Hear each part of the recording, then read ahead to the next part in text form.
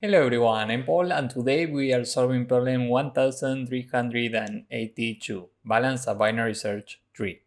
This is a medium problem that might seem tricky, so here I will show you how to solve it step by step. We are given the root of a binary search tree, and we need to return a balanced binary search tree with the same node values, and if there's more than one answer we can return any of them. Remember that a binary search tree is balanced if the depth of the two subtrees of every node never differs by more than 1.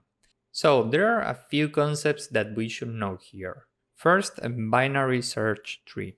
For example, here we have a binary search tree. Why? Well, if we take some node, let's say that we take this one, and we look at the children, the child to the left has a value that's smaller than the current number, and the child to the right has a value that's greater to the current number.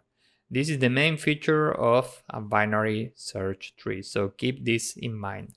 For example, if we look at this node, here we can put a 4 to the right because 4 is greater than 3. Now we need to return a balanced binary search tree. And remember that the binary search tree is balanced if the depth of the two subtrees of every node never differs by more than 1. For example, this is not balanced. Why? Well, if we take this node and look to the left, the depth of the left subtree is 0, and if we look to the right, the depth of this right subtree is 1, 2, 3. And the difference between these two depths is 3 minus 0, meaning 3. And given that this is greater than 1, this is not balanced. Now if we look at this binary search tree, here we can take this node and the left subtree has a depth of 1. The right subtree has a depth of 1, 2. So the difference between these two depths is 2 minus 1, meaning 1. And given that this is equal to 1, we are good to go. This is a balanced binary search tree. So if we are given this input, this is one possible result. And we have more possible results. For example, if we are given this, we can also return this. Here, this is a binary search tree. Why? Well, if we take this node, the left child is smaller than the current value, the right child is greater than the current value, and if we take this node, the right child is greater than the current value. So this is a binary search tree. Now, regarding whether it's balanced or not, if we take this node, the left subtree has a depth of 2, and the right subtree has a depth of 1. The difference between these two depths is 2 minus 1, meaning 1, and this is equal to 1. So this means that this is a balanced binary search tree. So this is another possible result. So now we know that these are all binary search trees. We know that this is not balanced, these two trees are balanced. Now the question is, if we are given this, how can we return any balanced binary search tree with the same values that we have here? Well, my first intuition here was to put these values into an array, because by doing this, then it's easier to build some balanced binary search tree. So let's start by putting this in an array in order. For this, we can use a DFS, and more specifically, we are using in order traversal DFS. In case you don't know how in order works, let's say that we are drawing a line from the top left corner of this tree to the top right corner. We are surrounding the tree and we are visiting the nodes that we can touch from the bottom.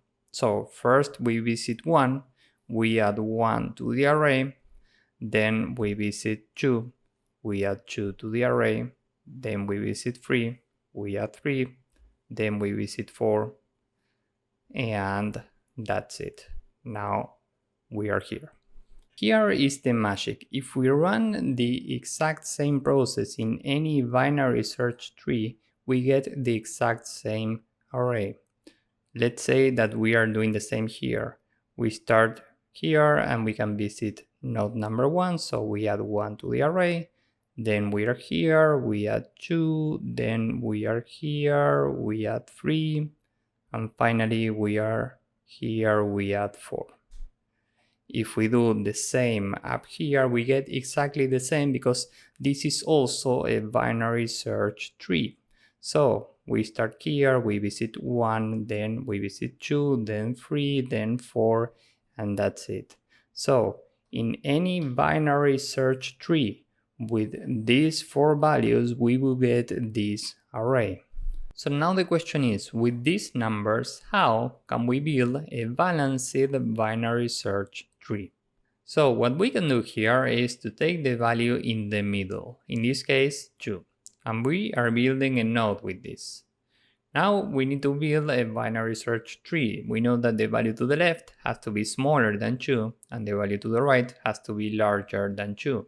So where do we find these 2 values? Well, for the value smaller than 2, we can look to the left of the current index, and for the value larger than 2, we can look to the right of the current index, because remember that this is in order.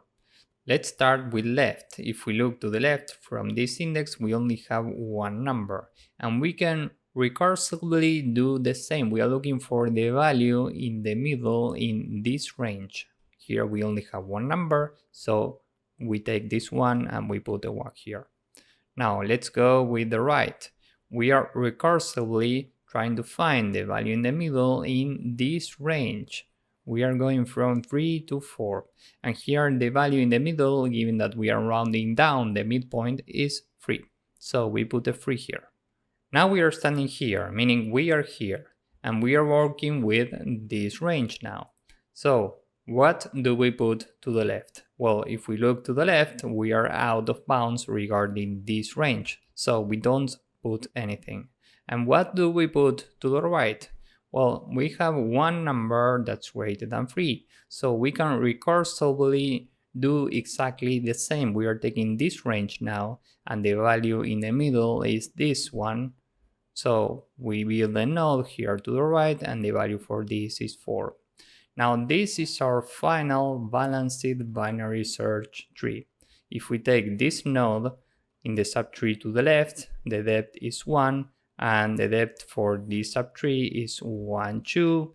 The difference between these 2 depths is 2 minus 1, meaning 1, and given that this is the maximum possible difference that we can get, we are good to go. This is a balanced binary search tree, so we can return this. Overall time and space complexity for this approach is big O of n. First, we need to iterate the original binary search tree to get these values, and that DFS requires big O of n time complexity. We need to build this array, which requires big O of n space complexity, and we need to build this final tree, which requires big O of n time complexity. So overall time and space complexity is big O of n. Now, with this in mind, let's go with the code. First, we are given this, so we can remove these comments and start with the first part. We have an array for nodes, which is initially empty, and we need to fill this with a DFS. This takes a node, and here we have a base case because this is a recursive function. If not node, we just return. Else, left is DFS with node.left, right is DFS with node.right. And given that this is an in-order traversal DFS, here in between we say nodes.append node.val. And that's it. Now we have our DFS and we can call this with root. And we have every node value in this array in order. So with this, now we can build our balanced binary search tree. For this, we have another function, build, which takes 2 indices, left and right. And here we also need a base case. If left is greater than right at any point, we just return. Else, we need to take a midpoint, which is left plus right minus left divided by 2. This is the same as binary search. And here we need to create a node. This is a tree node, and the value for this is nodes at mid. And we will say that node.left is build with, and here left is left and right is mid -1, because we don't want to include the current mid value. Okay, we are recursively doing the same for left and right ranges.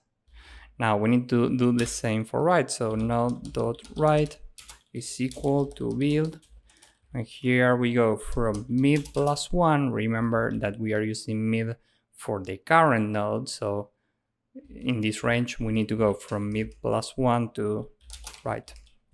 And finally we return node. And with this we can just return build, and we go from index 0 to the length of the array nodes -1, meaning the last index.